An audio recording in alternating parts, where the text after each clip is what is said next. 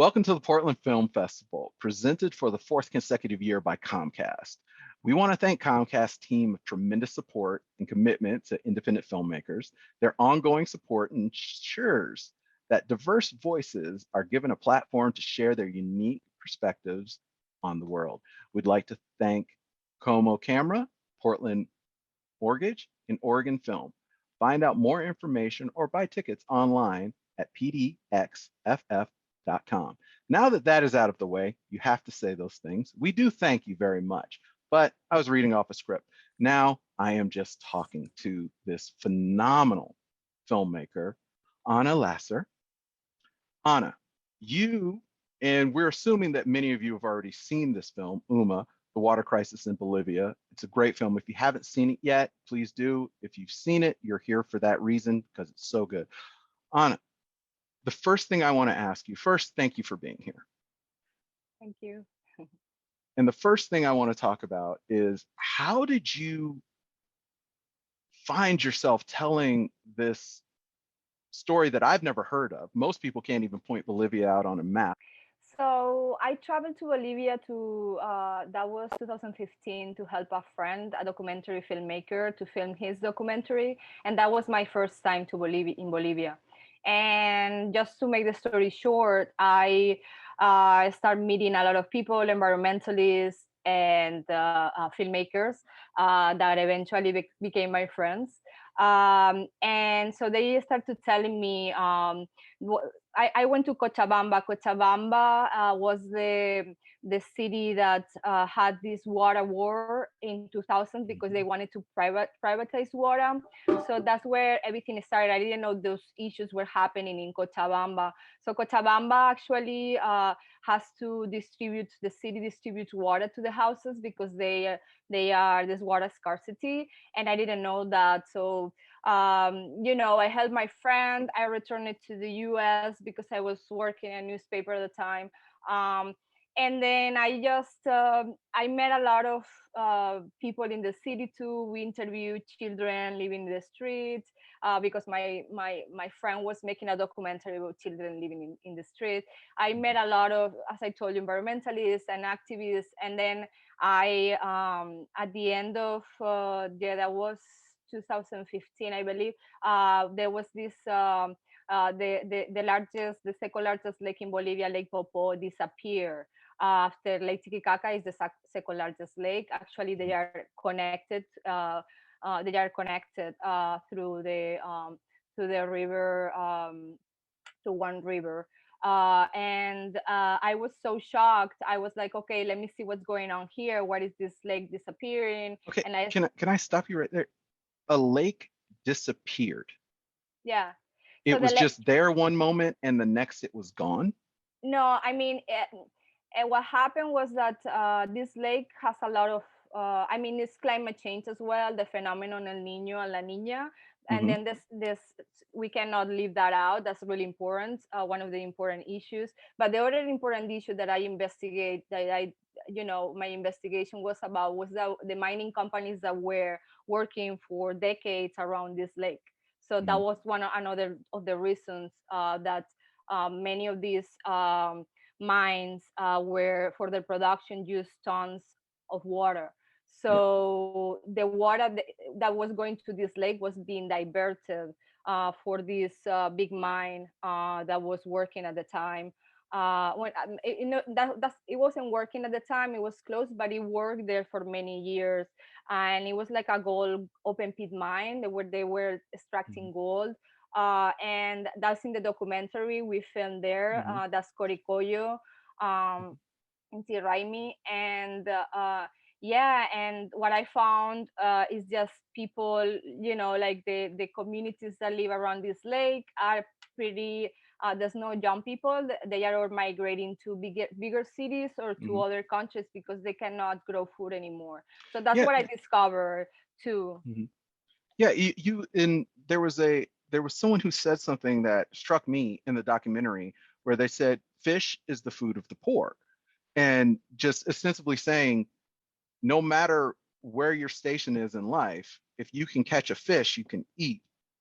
And these mines diverting the water kind of took away not only, food resources for planting, for all of this, for drinking, for everything. And the mining itself, where were these companies? Because that seemed to be a very big part of not just the fact that they were mining, but the companies that were mining and how they were just getting around certain laws.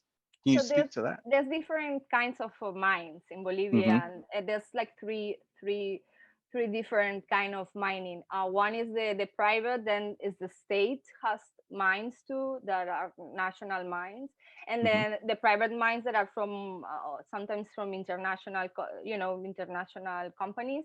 And then there's the cooperatives and the private in the little ones that work.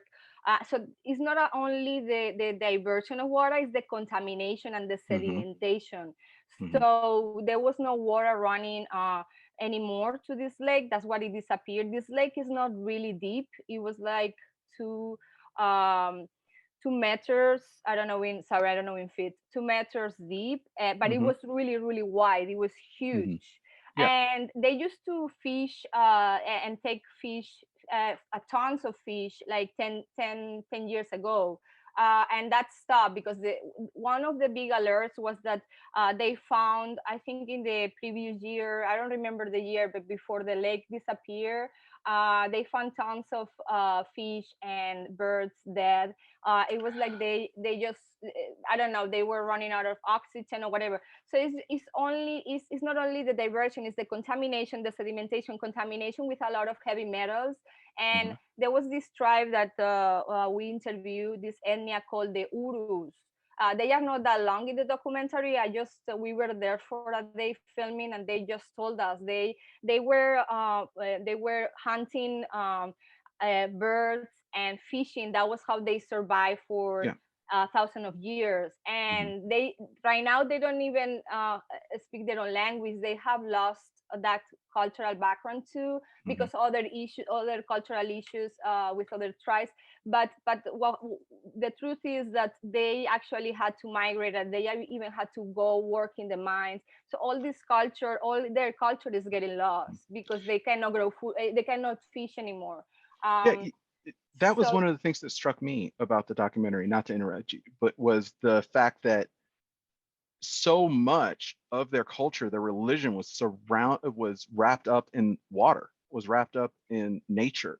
And they mhm, the Urus were called the waterman. That's the mhm, translation of Uru, waterman. And this is an ancient tribe, an ancient ethnia that actually there's another group of Urus that live in Lake Titicaca, close to mhm, Lake Titicaca. And in another, I forgot, but there's another in another location that there's like 3 different places where this tribe live.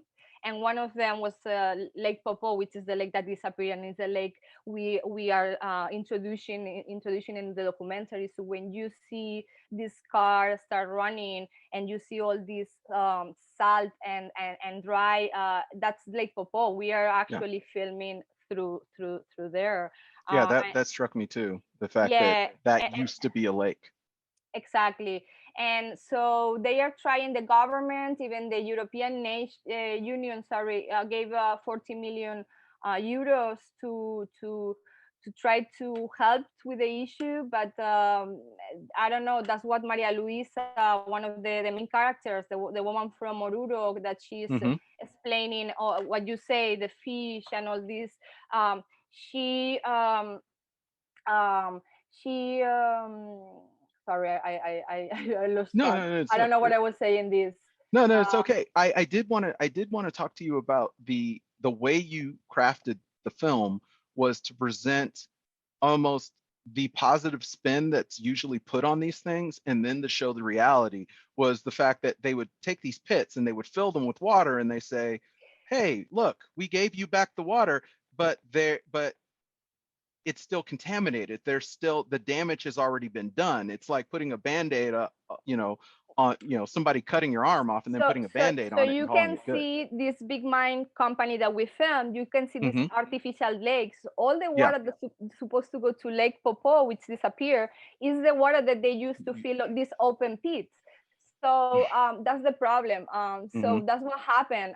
You can see, and when you ask the guys from the company, because we interviewed them, we got Yeah, both sides. We went to the mine and got in and interviewed one of the managers there. The mine was closed. It was in their yeah, closing stage. But they said we took the water from El Río de Saguadero River, which supposed to go to Lake Popo. So well, yeah, they are saying that. So the yeah. problem is that the government doesn't control this water use. So mining has a priority. And this documentary was filmed Hmm. through a big water crisis that happened in Bolivia between 2016 and 2017. So it Hmm. wasn't just this lake that disappeared. So the main cities of Bolivia ran out of water for months. So the Mm. government had to distribute water. That's something that I don't know if you saw those images as Yeah, well. yeah, no, I saw that, but the thing that, and I keep saying struck me because there are moments in this. If you've seen the documentary, you know what I'm talking about. If you haven't, please watch it. There are moments where you realize that the same problems that they are dealing with in Bolivia, we deal with on smaller scales in other countries. We deal with it in America, and we have all these laws, and we still have these problems. So for Bolivia, a place with not nearly as much laws and much more corruption, well, some people would say otherwise, but they are still having, how are they able to get through these problems? And another thing that struck me, I keep using that word, but it's true, is that you had you talked about how you had one generation that wanted to work in the mines. There was always the two sides. There was like, hey, the mines are good for the economy, it's helping the country. And then you start talking about what life is like in the mine. Because first you're like, okay, the mine is cool. Okay, it's maybe helping the company, the country. Yes, there's sacrifices to be made. But then it turns out that the life of a miner and a life in the mine is terrible too. Can you speak to that? I mean, it depends. Some of them, so okay, so there's this. That's what I told you. There's so many layers. So Mm-hmm. Bolivia is a mining country. Mm-hmm. Since the colony has been, extracting minerals, um, and this is not new at all. So it's really inside the culture. So and in the places where I film, which are in the Altiplano, in the highlands of Mm-hmm. Bolivia, the miners are the ones that make the most money. And if you cannot grow food because your land is contaminated, what are you gonna do? If you don't migrate, you have to go work in the mine. So is so that's what Maria Luisa, the main character, is actually Mm-hmm. confronting, because she's fighting for enforce the laws, the cleanings, for the contamination. She's not against mining, but she wants, the laws to be Mm-hmm. implemented, and the mining companies to clean the water, to be more, environmentally friendly way of extracting these minerals. So she's not against mining, but and her own family who work in the mine or are miners Mm-hmm. are the ones that are, she even says she was crying. She's like, my own family hit me, Yeah. in my home, Yeah. because there's like this I don't know how you call it, intersect family, I don't know how to. It feels like there's this cultural war going on between the family, Yeah, between once. between the mining culture and the agricultural culture of, that's weird. But yeah, you have these two forces that one has been around for hundreds of years, one's been around for thousands of years, and they're Mhm. clashing in really all it really it's just, you can still mine, like you said, but there has to be laws. There have to be, there has to be checks and balances. And right now, it seems like no matter how hard you try, the corruption um, is rapid. I mean, and it's blatant. It's out in the open. And to find out that this mines have been used for years, and it seemed like no one knew. That was the thing that got me. It looks like the mines are not complying, even if Hmm. their own state mines. We interview one of the persons from one of the biggest state mines, Wanuni, and he even says like we're trying to enforce the law, we're trying to comply, but they are not putting all these walls to stop the contamination to go down. And it's taking them so many years to implement that. And the thing with there's a huge because in Bolivia the government is I mean it gives a lot of how to say mining concessions, and Hmm. what happened is all these mining concessions mostly happen in indigenous land, indigenous Hmm. territories. So the law says that if a community says they don't want the mine to work in their territory, is they cannot enforce it. It's not binding because the one that has the decision is the mining ministry. So Hmm. they even though they have these meetings, there's a consultation that they call consultation meetings with the communities. We filmed that as well because there's three different cases. You know, one is the Maria Luisa fighting for environmental justice.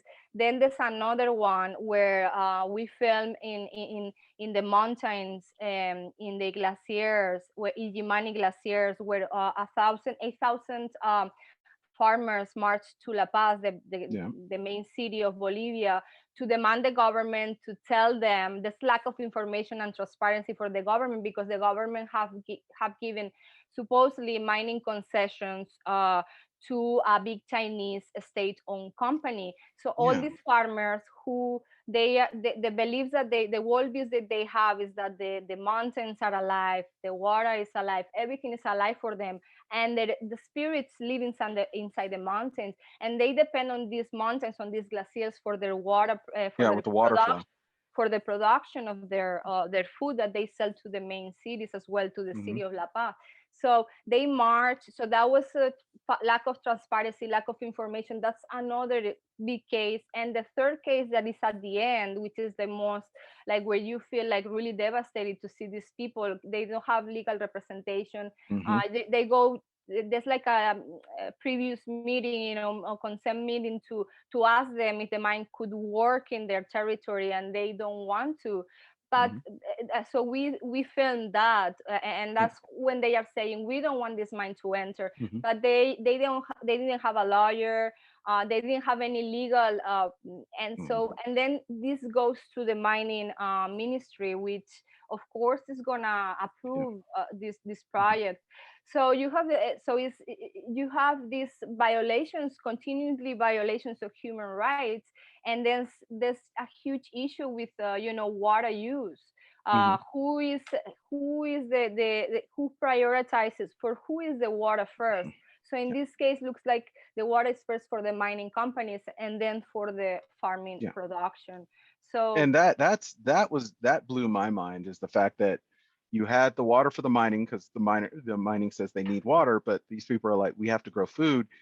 And it almost, you feel like there should be a balance there. You feel like you should be able to have some mines and have food, because my thought is, because I'm not nearly, I'm a bit ignorant to this stuff, not as much as I think a lot of us are, but definitely ignorant.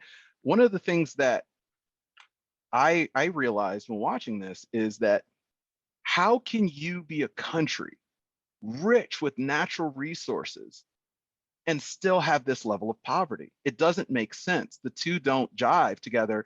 For you to have this many companies mining this much stuff, producing this much, it's, tons of gold, all this gold. Like, how? I mean, Yeah. Bolivia is always been a production of raw Hmm. materials. So Yeah. the problem is that they don't process any of that. It's like Mm. another country in Latin America where they just extract oil or gas. Hmm. They just give it. Actually, you know, if you don't do the production, you just selling it raw. And this is a huge that we should look at, a huge chain here, international, and the globalization that we Hmm. live in, that we have to look at, because this is just where it starts, like these Hmm. big open pit mines in Africa, in South America, Exactly. where Yep. big companies go. But we have to look, uh, you know, the consumption that the richest nations, what are we the minerals are, You put you that know. in there. You put that in the documentary. There was the gentleman who said, all of this, we're producing all this tons of gold, and it gets shipped directly to the United States. Yeah, because that company at that time was a United States company, Mhm. and then I think it changed. It went to another ownership or whatever. But yeah, so that's an important mine where we filmed, because that was the first open pit mine in Bolivia. Bolivia has always had traditional mining, which is like just go inside Yeah. the mine and mine. So this is happening here in the US, it's happening in Europe, it's Hmm. happening in many places, but mostly where it's really happening like at the higher levels is Africa and South America. And the important thing here too that we have to look at is I mean, one of the things that the documentary I think is unique in its sense is that is one of the first documentaries, I believe, that is talking about the Chinese insertion, Yes, absolutely. in Latin America, in Bolivia, and Hmm. how these state-owned companies or private investments, Chinese investment, it's not only in mining; it happens too with gas, oil, with Hmm. infrastructure, where the government gives projects that are never finished, and Hmm. they a lot of money. The thing is that Bolivia is actually borrowing a lot of money from China. Hmm. So I think China is the third creditor of Bolivia. So the thing that one of the investigators, one of the persons that we interview is talking about is that so these resources, Bolivia borrows money from China, but the way Bolivia gives back the money is not with interest, it's in natural Natural resources. resources. Okay. Yeah, and the the one th- the thing that I wanted to talk to you as we get to the end is the people. You interviewed fascinating people who seem can almost, they're not asking for much. They just want clean water. They just want to be able to live their lives. There are sections, there are youth who like having the money, who like having this, but for the most part, so many people just want to live and just want to have clean water and want to live their lives. And you're talking about the corruption in the country, especially that was a big chunk of the middle, was the corruption in the country. Have you, since doing the documentary, has there been any big changes? Because at the end there were some laws that were being enacted. The United Nations, it seemed like there were hints that they were going to start really getting involved. Has there been any movement since the documentary? Well, what happens in the documentary is the SCASU agreement, which is a Hmm. really unique agreement. And we actually work with one US nonprofit. They interview us. We were part of a forum, and my main Oh. character is actually speaking sometimes with them and doing, a lot of civic work with this nonprofit. Um, just to become aware of indigenous, for people to become aware of the Hmm. water issues and indigenous rights.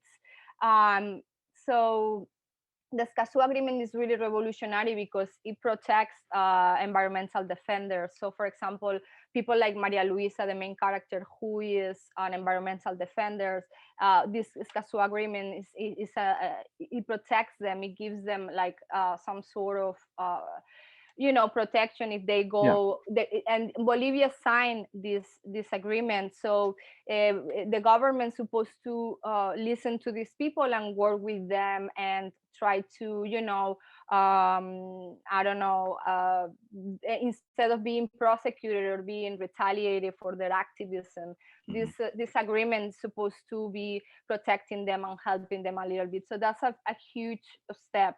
Yeah. Mostly this only happened, I think, yes, Latin America and the Caribbean, but I hope this could be like implemented in the whole world. So Yeah. all the environmental protectors, because I had a lot of issues with people that don't wanted to talk to me because of this kind of work that I was doing, because they were Hmm. scared, you know. And this is an advancement, like people can actually, you know, Yeah. environmental defenders and water warriors and water protectors can Hmm. actually now in Latin America uh, say what is happening, what is happening to them, and Yeah. the violations of human rights that are happening in their territories and in their countries.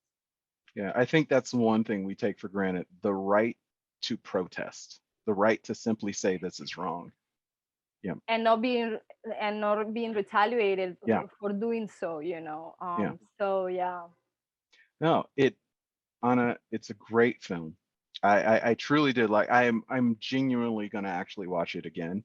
I'm not joking, because the thing that got me was how much I didn't know. And you realize that in documentaries, but you also realize that with this particular documentary, like I simply being somebody, just being an American, I contribute to this. I am a part of this cycle, whether I like it or not. Simply being part of a country that consumes these things. Because America, we are a very big consumer, so we should, I should, be more conscious of this. I should say, where is this coming from? Where is that coming from? And what do you hope that other viewers get out of this documentary? Well, just you know, don't take for granted water. Water is really important Mhm. for Yeah. humans and for animals and from every living thing. Mhm. And yeah, just be, you know, respect water and don't waste it. And the other thing is, like, when you consume what you said, try to, you know, because in this case, what I'm trying to find out is who owns water, who can use water, who not. And the water issues are happening everywhere. You see Yeah. United States, Hmm. we had Flint, we had you know, the water scarcity that is going in California. We have a lot of issues, a lot of Hmm.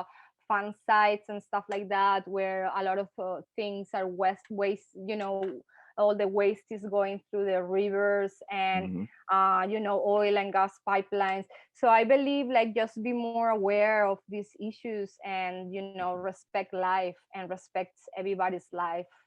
That's pretty much what I just want to people to understand, that water is really important, and these water issues are happening all around us. Yeah. Yeah. And it's not and I don't want to call it an easy fix, but it is simple. Like, just do good. There's too many examples. There's examples of good mining out there, like you said. So there's really not I a mean, reason. honestly, there's no any good mining. You have Mm. to. There's no good mining. Like, Hmm.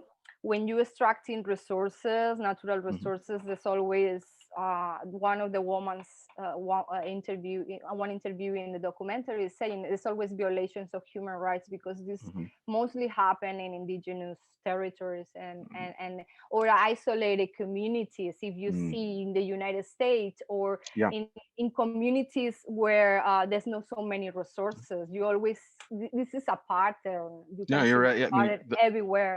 mhm. um, in United States is funny, because when I first moved here, I realized how many people have asthma here, and how many people, I don't know, like um, um, there's always gonna be happening this kind of things in Yeah. poorer communities. You know No, what? That's my point. oh, So no, you're absolutely right. When you look at some place like the Black Hills, and they've, since the 1800s, natives have had to fight, to preserve that land. And ever since Custer found gold there, it's been 200 years later, they're still fighting this fight, the same fight. So you're absolutely right here, and especially abroad. or the uranium that is being mined in these Yep. indigenous communities. What is the I forgot what is the place where they Which one? Because here in the United States, I forgot. There's a place where they are mining uranium. uranium is, as far as I know, is usually, there's always a good chunk of it in the Southwest, but I don't think they're mining there anymore. But Yeah, they but might be. but they used to, and this is really toxic, you know. Yep. So and this indeed, I remember reading a lot of our indigenous communities here fighting that. Hmm. Yep. So No, the mining is it's that's one of the things, because I do know a little bit about, the mining operations and things that happen in America. In as bad as it's bad here, it's nothing compared to there. But you're right. I mean, if we can stop it here, and we can stop it anywhere. the problem with mining is that it uses huge amounts of water for Yeah. the production. So that's what it has to worry us. Like Yeah. if this water is going to the mining, where is the water for us? You know what I'm Yeah. saying? Or for Hmm. agricultural production as well. If that goes for that, for the people, you have to take in account all these things. Yeah. Oh, one more thing before we get going. The water cycle. I don't think a lot of people understand what the water cycle is and what that means, as far as, you have, water water goes inside, rain, snow, it goes through, and things like mining and stuff disrupts this cycle. It causes mudslides, it causes melt, it causes global warming. So is how much of the water cycle did you find is being disrupted? Well, I mean, we filmed in glaciers, in two glaciers, in the Hmm. Yimani Glacier in Bolivia, which are the tropical glaciers in Bolivia, and one of the biggest mountain ranges in South America. And you can see, I film a little bit how the water from the glacier is Yeah. melting really fast, and then that Hmm. goes down to the rivers. We film a little bit of that. So in this case, particularly in the Jimani, there's already mines that are working there. So what happens is that if you put a mine in one of these, close to one of these glaciers, and all the toxic metals are all your waste you are throwing in there, imagine if it goes down to the cities, all the Hmm. water is contaminated.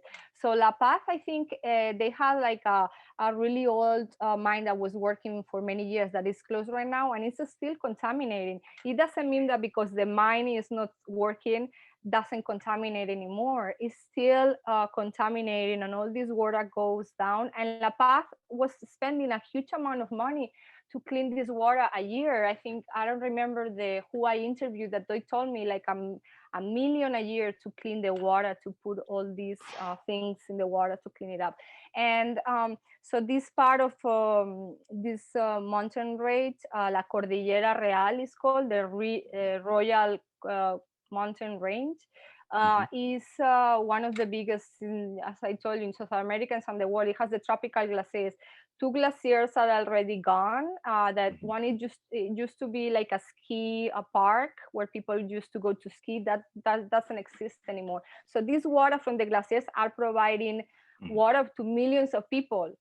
So if this water first disappears because of climate change and because of contamination, you imagine how millions of people in Peru, in Bolivia, in all these Cordillera Hmm. Real are gonna be running off of water in 2 decades. I don't know. It's gonna Yeah. be. I mean, what I don't really want to give you a time, but it's gonna be. Yeah. It's going to be bad. Yeah. Yeah, and thank you for that. I just before we wrapped it up, I really just wanted to get the audience just to get a view of what a water cycle is, and how just mines can disrupt everything, can really have an environmental impact Impact. outside of just the mining itself.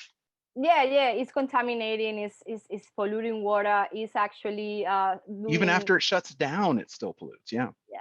So that's one of the things that my main character is saying. Like, she's a nurse, so she goes to treat patients, and a lot of patients have headaches, have stomach issues, stomach ache. The thing is that the government doesn't keep track of what people die of. So we don't Hmm. know if they are dying with cancer, because when they die, they just die mostly in these remote places, and there's Hmm.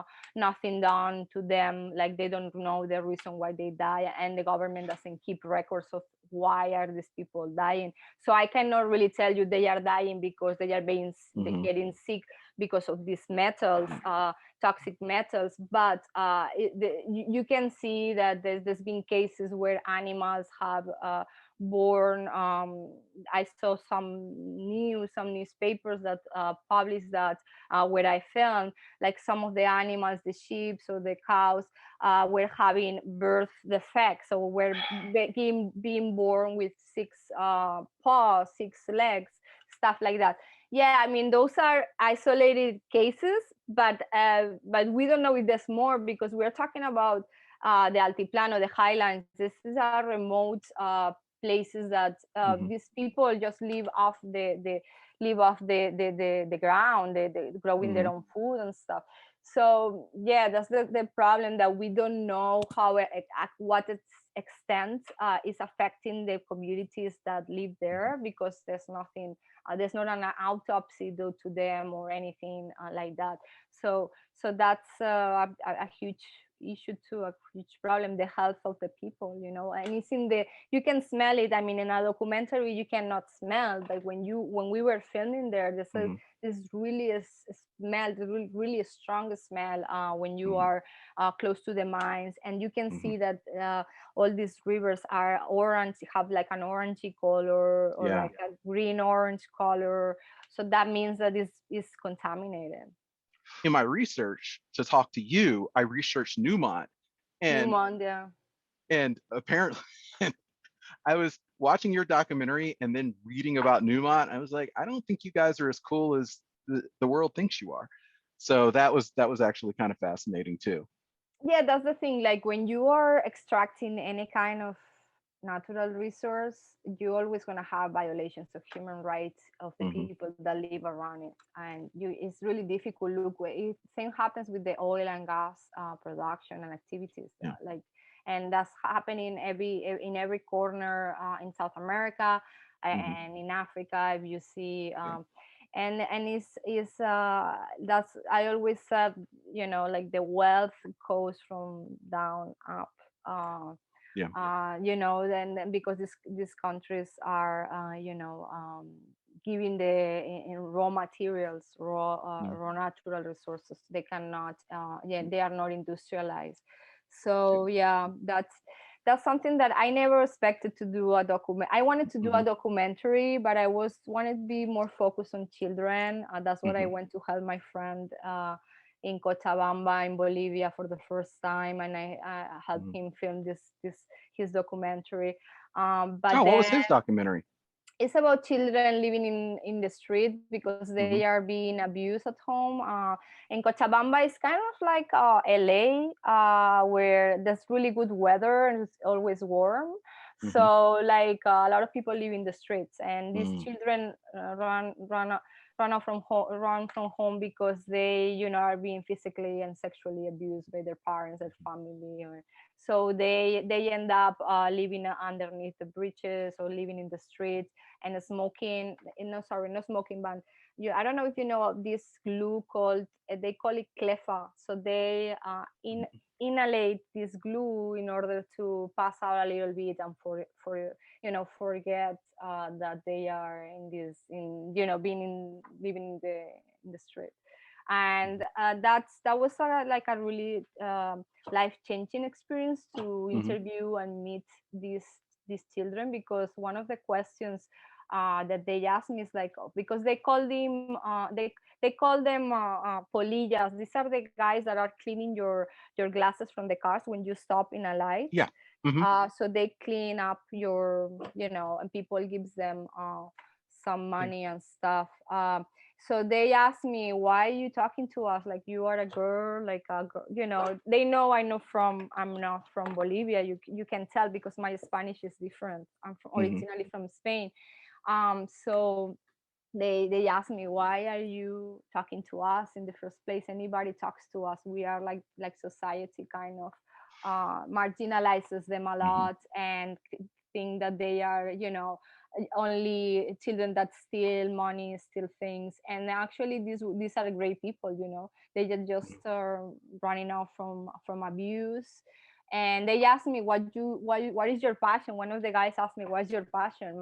Because I asked him, what do you like to do, what's your passion? And he's like, oh, I love to be a soccer player, blah Hmm. blah. And they asked me, what's your passion? And I'm like, my passion, I Hmm. in that moment I realized I wanted to make documentaries to Hmm. and help people like that. So I mean, I'm a journalist, I studied journalism. Hmm. I never been to film school, but yeah, I mean, now I learn a lot. This is my Hmm. first feature. I made a couple of shorts, but this is my first feature, and I learned a lot because pretty much we were a really small team, me and my cinematographer. And then I film a lot. I did the sound mix. It was like just two of us or by myself, because I had to go to film twice in 2016 and 2017. Hmm. So yeah, it's been a journey. It's been a life changing experience. Honestly, I'm not the same person that I was in 2015. No, I can understand that, and I wish we could have captured that one. That was good. No, Yeah. in that I do have to think. I was my mother and my sister both spent their entire careers working with homeless and runaway teens, and so that's how I grew up. And because my mother didn't have a degree, and she got a job at Covenant House, and they didn't have to give it to her, but they did. So I became a counselor. I was actually a rehabilitation counselor for 17 years, Oh wow. and one of the reasons I did that was because I grew up watching these, All this. these women in my life, these two, the two most important people in my life, dedicate their entire life to less fortunate people. Helping And others. Yeah. yeah, and that always impacted me, and that's why I was like, well, I have to get back. I have to do this. And so these documentaries always, and so that's why when they gave me the list, I was like, I want that one. So thank you very No, much for this. honestly, I don't have a production company behind me. Hmm. It's a totally Hmm. independent documentary. Most of the Hmm. documentary has been done by friends, filmmakers from Hmm. Bolivia that helped me out there. Or I film by myself too most of the time. It doesn't Um, look it. I'm telling you, I've seen I people mean, with the more do far less. yeah, no, I mean, I have most. I mean, the big things. I have like always a cameraman with me, but I film a lot of interviews and some footage. And some of the footage actually I bought from a company, from a Bolivian company, and some footage Mhm. was, provided to me as well. But most of the, like really cinematic thing, it was made by my cinematographer. And yeah, and it's been really, by a lot of people believed in the project, and just chipped in, helped me out, or they just charged me less money, that happened with the sound, the ones that here in Brooklyn, the ones that helped me with the did the sound, the music too was actually done for free. Mhm. And what else? I don't know, but a lot of things, a lot of people, when they saw the documentary, are like, "No worry, I know you have many Mhm. resources." So I don't even know how I actually finish it. Like it's been like working. I really didn't have a social life for 2 years. I was Yeah. working something really separate from this, and then the weekend and my free time, it was for. We actually took almost a year and a half to edit it, me and my Mhm. editor, from the weekends in her free time, because she had a full-time job too in an editing company. So it was all done like that. I don't even know how I finished. And then when I finished it, I presented to some people and they didn't like it. They said it wasn't good enough for some stuff. And I was like, everything is done, the color correction, the sound. I'm not gonna go back to editing because it took me 4 years to finish it. So I just kind of, until I was accepted in the first film festival. That was and actually the American Anthropology Association was the first one that actually presented my documentary. And after that, the movie has been the documentary has been in many film festivals around the world. So I'm really happy that people like it and are enjoying it. Yeah. But at the Well, beginning, I was like, oh my God, I did a terrible job. Anybody wants to see my documentary? Maybe it's because I was sending to the wrong film festival, so to mhm, really huge film festival. And this is a really independent film, So mhm. Well, don't sell yourself short. I know you had a lot of help, but if you said you did your sound mix, that alone, I, I that was is a I was professional sound mix. interviewing people, and I Hmm. was recording the sound too. So I was Hmm. doing two things, and then my cinematographer was filming, and then I had a second camera, so some stuff I filmed with the second camera. But we were always on the run, and because Bolivia is totally different society, and it takes longer to do things, to get things done, to look for people. I find it really difficult to get to all these people, all these farmers that wanted to trust me and talk to me.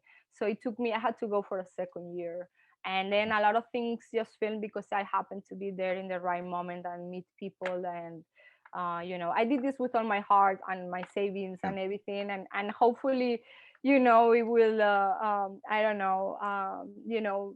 Help people understand what's the water issues that are going on in around the world in South America. I'm really particularly interested in human rights, but and environmental issues, but in Latin America. Maybe it's because I speak the language and I can Hmm. get around. I don't really need like a big crew. I can, Hmm. interview people and meet people by myself. I did the whole most of the production as well. So yeah. No, you did an amazing job. Like for you to tell me that you did the sound mix and you did the interviewing and you were Yeah, listening, you're a one person wrecking crew. And yeah. it was really good. And I can't say good. I'm a documentary junkie. I am. Okay. And so that's why I was like, this is the first one? Really? And I know it just seems like I'm just showering you with compliments, but it's really true because I watch a lot of documentaries. And for me to see that, and you left and then came back. So that level of dedication is just, I mean, because there's I plenty of came people who back. would, I came yeah, back to work to make more more money to money. be able to come back there. Yeah, that's because I was running out. Honestly, they don't give you more than 3 months to be in the Hmm. country. The visa is just Yeah. a tourist visa. So that's one of the reasons. The second reason is that I Hmm. was running out of money and I didn't, interview all the people that I wanted. And the second year, I went with a cinematographer. He is from Barcelona, and Joan Gasco. He did an excellent job. He's really, he's a really good cinematographer as well. And he actually, the drone was his drone, and he provided all those images. He filmed with his drone. Yeah, those were nice shots. He didn't have a salary or anything like that either. So I'm telling you, like a lot of people, a lot of artists and filmmakers have done this for just because they believe in the project. So, and I really appreciate that. I really, that's something too that I realized, like there's a lot of people out there that really, help you and they believe in you. So Hmm. that's what kept me going too. And mostly the people that I met in Bolivia that opened Hmm. their houses. And my main character didn't want me to go to film in her house. She was a little bit she didn't want me to see where she was living and stuff like that. And I told her, don't worry. I mean, Hmm. I'm no judgments. I don't care Yeah. where you live. You are a beautiful person, and Hmm. just don't worry about that or what people are gonna think about you Yeah. or And anything she was like that. amazing. Yeah, she Yeah. was amazing. She was just fighting that fight, like you said, and it said towards the end of the documentary, like people are hitting me in my own home, my own family, because I'm trying to do what's right. That's powerful. That's powerful filmmaking. Those are powerful moments. One thing, the thing that I wanted to ask you is, you say that it changed you. What do you like about that change? What is the person that you were versus the person you are? What is the most fundamental? What's the big part of that? Well, I learned a lot from these cultures, from these indigenous cultures, about the earth, about Mother Earth, about sharing, about, like poor people have, when I go when filming, share their food with me, and I couldn't pay, I can't, because like there's a conflict of interest. You cannot give money to people that are in your documentary, and that so I Yeah. feel so bad that sometimes we were in the middle of nowhere, and people have some food and they share with us because we didn't bring any food. We didn't think we were going to be filming until that late, or things happen. Just how the poor people, and that happened to me too when I came to New York and I was a student here, like poor people, like a Latina woman that had like a food truck in the street, gave me food because I had my car, but I didn't have cash on me. She just gave Mhm. me food and said, "No worries. Next time you come, you can pay me." And so next time, the next weekend, I return it and I pay her food, and I bought a new meal. But that's something that I realized, like when you have less, you share more. So and then learning about Aymara cultures, Quechua cultures, the Uru cultures, all these. So we have to learn a lot from them, and how they respect nature, and I don't know, and their worldviews, how they respect everything. Like they are actually protecting, the earth, something that maybe we don't realize because we are really caught up in our work, in our in our jobs, Yeah. paying the bills and stuff like that. But Mhm. then you go to one of these countries and you realize there's another pace, another way of living. People don't are not stressed because they are running late to to whatever. It's another pace, totally pace. They and they are really polite. And really respectful. There's like a lot of respect, even with people that are not that well educated. So yeah, that changed me a lot. Like I learned a lot from them. That's what I said is a learning experience, because and it changed my life because I learned a lot. How to appreciate life and the things that are given to us. Yeah. Then we don't really we take for granted, like water. Like water. Well, uh, I know that it sounded like when you started this whole thing, you really weren't planning on doing a documentary, but you did, and it's amazing. So thank you so much for that. I do have to ask you, do you have the bug now? Do you think you'll keep doing this? Do you think that you are now officially just rolling out documentaries? Yeah, I mean, yeah, if I can, yeah, I'll do it. I have actually something going on, trying to write a script for another documentary. So it probably, I don't know, but it's gonna take me, because a documentary takes many Mhm. years. You have to investigate, you have to film. So it's gonna take me a while, but I hopefully, I'll have another one soon. Well, we're going to keep an eye out, and I know I definitely will. Anna, thank you so much. I Thank could you. I could literally keep talking about this because it is fascinating, and I might ask you a few more questions once we get offline. But in the meantime, I just want to remind the audience, first of all, thank you for watching. Remember to virtually vote. This documentary, Uma, the water crisis in Bolivia, is one of the documentaries, is one of the films you can vote on. Please do. I know I will. Attendees can check out pdxff.com, pdxff.com, portlandfilmfestival.com. That's where you can check out all these great movies, including Uma, The Water Crisis in Bolivia. Anna, thank you. Thank you so much. All right.